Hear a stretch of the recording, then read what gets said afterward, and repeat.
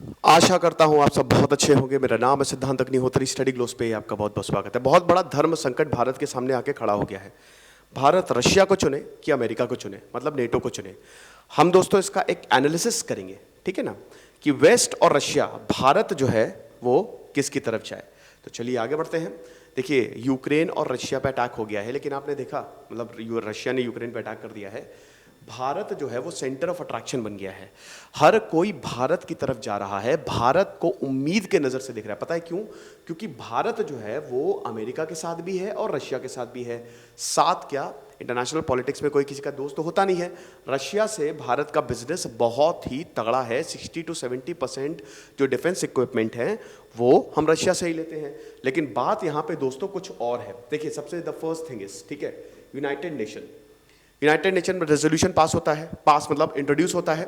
Bharat, India, UAE and China, ये तीन vote नहीं करते, दूर रहते हैं। हालांकि भारत का स्टेटमेंट आता है कि हम किसी भी तरीके से वॉर को सपोर्ट नहीं करते, और बिल्कुल, लेकिन वोटिंग उन्होंने नहीं की, ठीक है। तो इस पे अब जो यूरोपियन मेंबर्स हैं, यूरोपियन एम्बेसडर्स हैं, उन्होंने भारत को बोला कि भारत डबल स्टैंडर्ड दिखा रहा है। जहां चाइना की बात आती है तो भारत सॉवरेनिटी, इंटीग्रिटी की बात करता है, और जहां यूक्रेन की बात आ रही है वहां पे भारत कुछ नहीं कर रहा है, बिल्कुल। अब देखिए, ये एक बड़ी दिक्कत है, क्योंकि देखिए, जब अगर इन फ्यूचर, मैं बताता हूं प्रॉब्लम हो क्या रही है। इन फ्यूचर जब भारत को इन वेस्ट कंट्रीज की जरूरत पड़ेगी ना, तो ये भी नकार देंगे। यूक्रेन की एक बहुत बड़ी बात यह है कि अभी देखिए, यूक्रेन भारत से मदद मांग रहा है।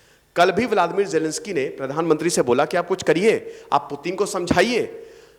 यही यूक्रेन ने इससे पहले लगभग हर मुद्दे पे, चाहे कश्मीर मुद्दा हो, चाहे सिक्योरिटी मुद्दा, कोई भी मुद्दा हो, चाहे चाइना का मुद्दा हो, भारत का साथ नहीं दिया। मैं ये नहीं कह रहा हूं कि भारत का साथ छोड़ देना चाहिए, लेकिन Ukraine was not with India, ठीक है। और यूक्रेन के एम्बेसडर ने कल भी बहुत ही कड़े शब्दों में एकदम भारत से कहा है कि आपको तो सबसे पहले साथ देना चाहिए, आपको तो सबसे पहले वोट करना चाहिए, क्योंकि भारत के लोग वहां पे फंसे हुए हैं। एक तरीके से उनका कहना यही था कि भाई, भारत के लोग फंसे हो तो आप निकालो। हालांकि आपको बता दूं कि 219 लोगों को निकाला जा चुका है, 219 लोगों को इवैक्यूएट किया जा चुका है, ठीक है। वो तस्वीर वायरल हुई थी ना, कि जहां पे पूरा खाली एयर स्पेस था, खाली एयर इंडिया की फ्लाइट जो है, हिम्मत से हमारा पुराना नाता है, वो आपको दिख रही थी। तो यहां पे हुआ क्या कि नरेंद्र मोदी जी को, भाई, पहले व्लादिमीर जेलेंस्की, उसके बाद फिर यहां पे जो एम्बेसडर है यूक्रेन के, उन्होंने तो चाणक्य, सिविलाइजेशन, सब कुछ बता दिया और बोला कि व्लादिमीर पुतिन को आप समझाएं, लेकिन ऐसा कुछ हुआ नहीं। व्लादिमीर पुतिन से नरेंद्र मोदी ने बात की और बोला कि तुरंत वॉयलेंस खत्म करो। बहुत अच्छी बात है, हमने स्टैंड लिया, तुरंत वॉयलेंस को आपको खत्म करना चाहिए। और सिक्योरिटी, इंडियन स्टूडेंट्स की सिक्योरिटी भी बहुत ज्यादा इंपॉर्टेंट है। लेकिन दिक्कत यह है कि इन सब चीजों में अभी तक जो भारत का स्टैंड रहा है वो ना ही किसी के साथ है और ना ही किसी के खिलाफ है, एकदम न्यूट्रल बना के हमने चला है। हम एक तरफ रशिया की भी निंदा कर रहे हैं, लेकिन दूसरी तरफ हम वोटिंग भी नहीं कर रहे हैं। उसका रीजन मैं भी आपको थोड़ी देर में बताऊंगा, ठीक है। तो अब पीएमओ ने क्या बोला है? पीएमओ ने यही बोला है कि long standing conviction the difference between Russia and NATO group can only be resolve through the honest and sincere dialogue. यही चीज, सेम चीज चाइना भी बोल रहा है कि बातचीत से ही मामला सुलझाओ, fine balancing as it called immediate cessation of violence, जो कि नरेंद्र मोदी ने व्लादिमीर पुतिन से बातचीत में कही। अब इससे पहले दोस्तों हम आगे बढ़े, आपको बता दो कि हमारी यूपीएससी सेल शुरू हो गई है। 1, 2, 3 साल के जबरदस्त कोर्सेज आते हैं, कंबाइंड एनसीईआरटी के कोर्सेज आते हैं। इसके प्राइस दोस्तों अगले 2 दिन में बढ़ेंगे, क्योंकि लाइव क्लासेस अब 1 मार्च से शुरू हो रही है। मैं प्राइस को बढ़ाने के लिए इतना वो नहीं करता हूं, इसीलिए मैंने अभी तक प्राइस बिल्कुल बढ़ाया भी नहीं, डिस्पाइट मैंने पिछली बार बोला था, लेकिन फिर भी मैंने रोक दिया था। लेकिन अब दोस्तों, क्योंकि लाइव क्लासेस शुरू हो रही है, थोड़ी और फैकल्टी क्वालिटी और ज़्यादा इंप्रूव हो रही है, मेंस को कैसे, सवालों को कैसे हैंडल करना है, प्री के सवालों को कैसे निकालना है, तो ये सब आपको हमारे कोर्सेज में मिलेगा। आपको शिवा 25 यूज़ करना है, एक्स्ट्रा 25%, मतलब आप समझिए total 95% we are giving off on our courses. तो इन नंबर्स पे कॉल करिए, नहीं तो आप हमारा ऐप डाउनलोड करिए, नंबर्स पे व्हाट्सएप भी कर सकते हैं, ठीक है। तो ये चीज़ है। अब आगे देखते हैं। तो अभी तक सबसे पहले क्या हुआ था कि सबसे पहले द फर्स्ट थिंग, जब 4 दिन पहले, आज युद्ध का चौथा दिन है, तो जब 4 दिन पहले युद्ध अनाउंस हुआ 24 फरवरी, जब रशिया सुबह सुबह व्लादिमीर पुतिन ने बोल दिया कि हम यूक्रेन में अपने मिलिट्री भेज रहे हैं, अपनी पीस कीपिंग फोर्स भेज रहे हैं, तो सबसे पहले भारत की वेट एंड वॉच हमेशा से नीति रही है, जो कि बेस्ट नीति है। वो क्यों है? क्योंकि हमने किसी से बिगाड़ नहीं किया है ना।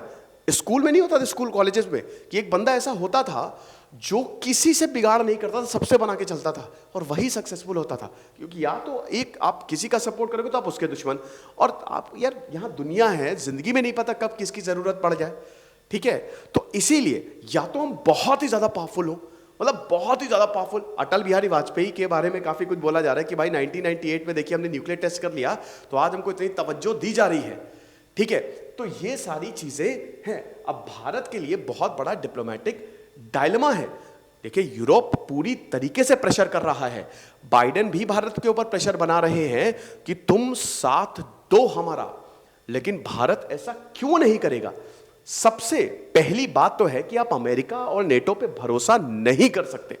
जिस तरीके से अमेरिका ने जॉर्जिया के साथ किया, जिस तरीके से अमेरिका ने कुर्दों के साथ किया, कुर्द्स के साथ किया, जिस तरीके से अमेरिका ने अफगानियों के साथ किया, और जो अमेरिका ने अभी यूक्रेन के साथ किया, अमेरिका भरोसा करने के लायक है ही नहीं।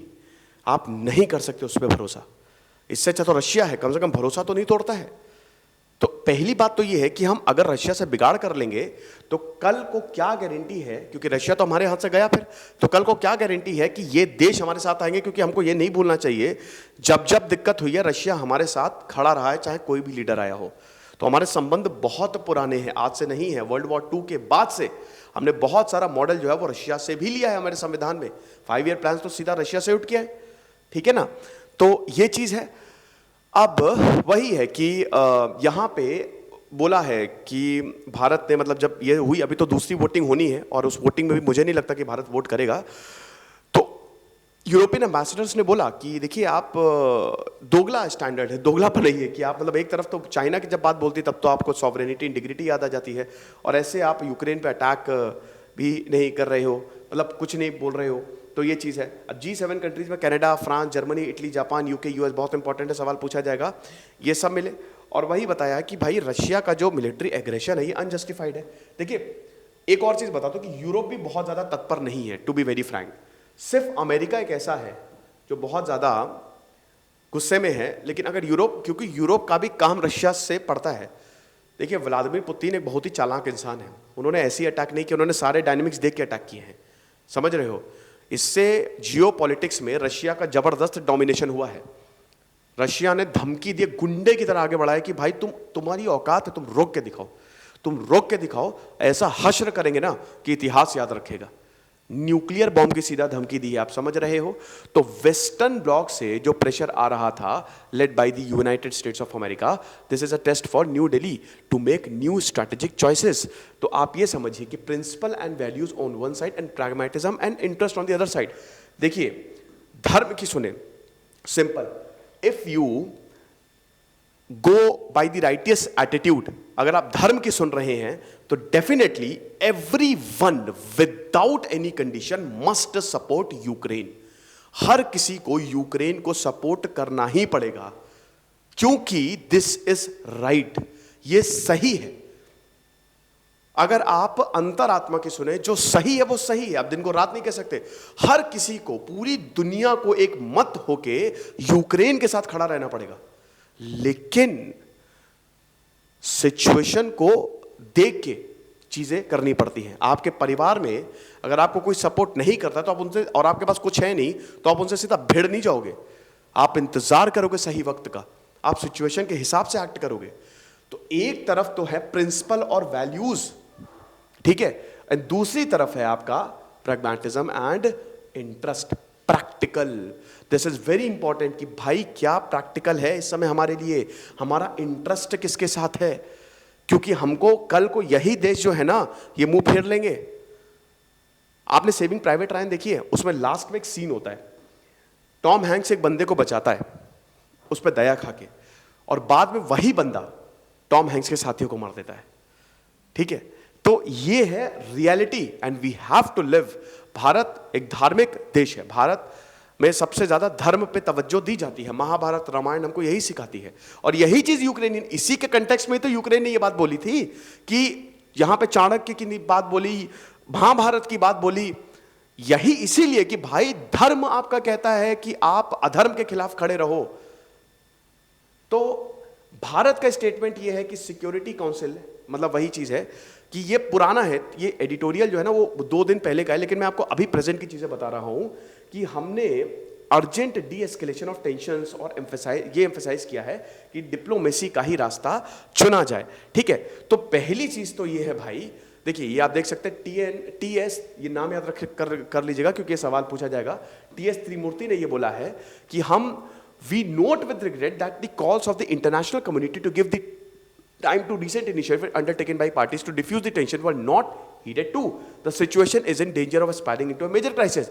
We express our deep concerns over the development, which, if not handled carefully, may well undermine the peace and security of the region. Simple सी बात है, ठीक है। He called for immediate de-escalation and refraining from any further action that could contribute to a worsening of the situation. कि वही है कि भाई इस प्रॉब्लम को रिजॉल्व नहीं किया गया तो बहुत बड़ी एक मेजर क्राइसिस हो सकती है। अब भारत के लिए वही दिक्कत है कि हम दोनों ही साइड से पार्टनर करते हैं। अमेरिका के भारत से बहुत बहुत अच्छे रिश्ते हैं, साथ ही साथ रशिया से भारत के बहुत अच्छे रिश्ते हैं।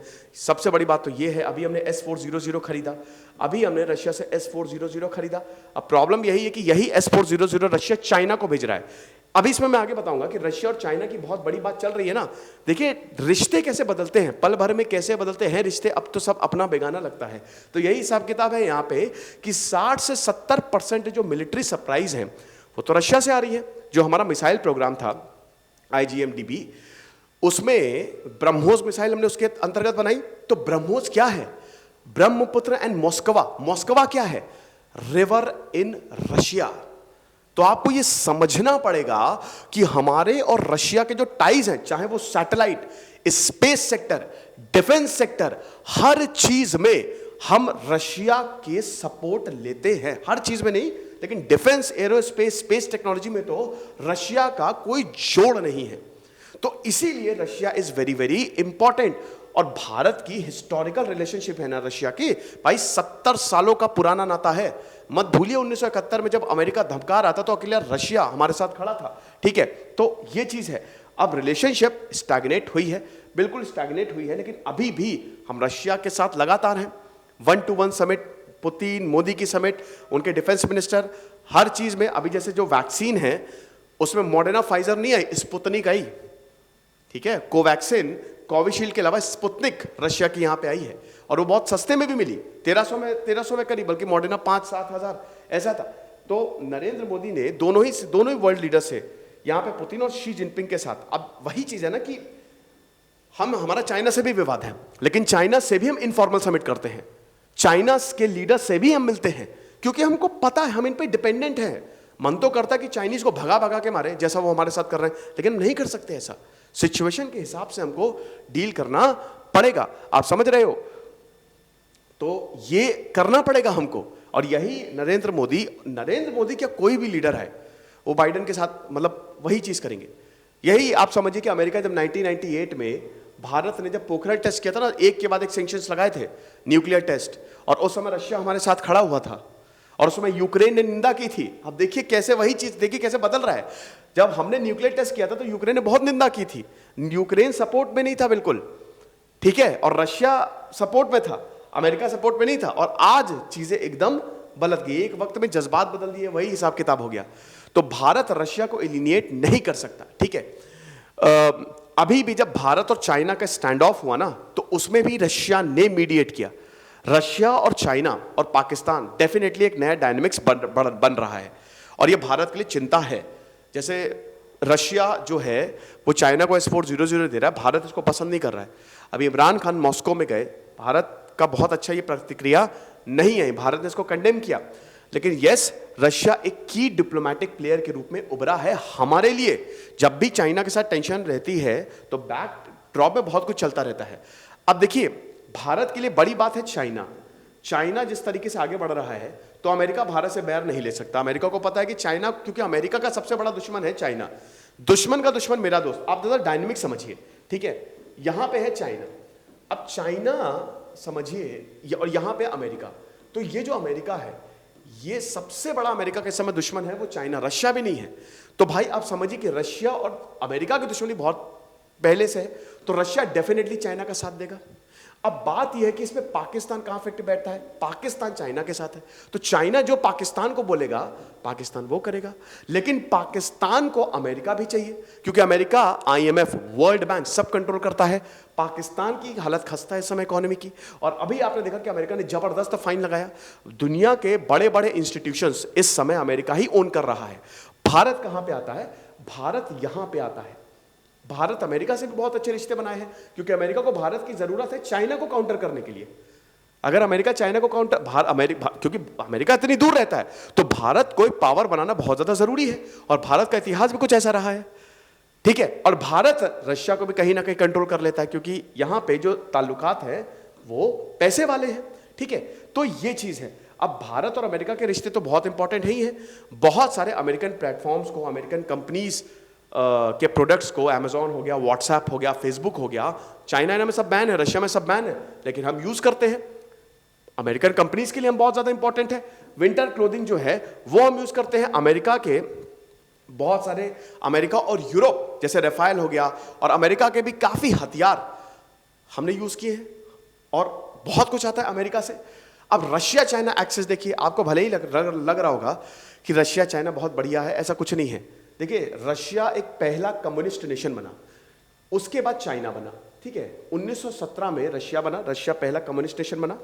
तो अब देखिए, जब रशिया में कम्युनिज्म आया, तो इसी समय चाइना में भी 1921 में कम्युनिस्ट पार्टी स्टार्ट हो गई।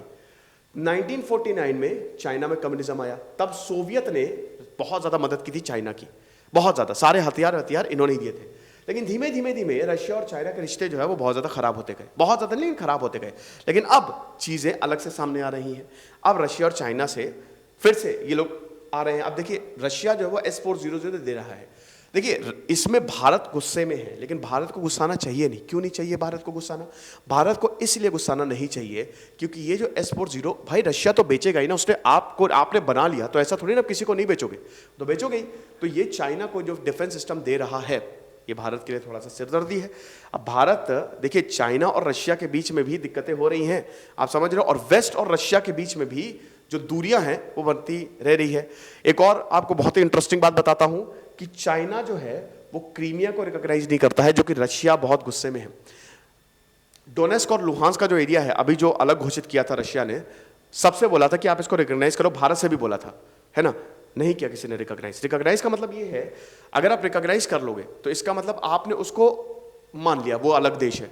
तो अगर चाइना क्रीमिया को रिकॉग्नाइज कर लेगा तो चाइना फिर ये कन्विंस हो जाएगा, मतलब रशिया, ये मतलब एक देश है, चाइना ने मान लिया कि एक देश है, तो अपनी एम्बेसडर्स, अपने हम सब कुछ यहाँ पे रख सकते हैं।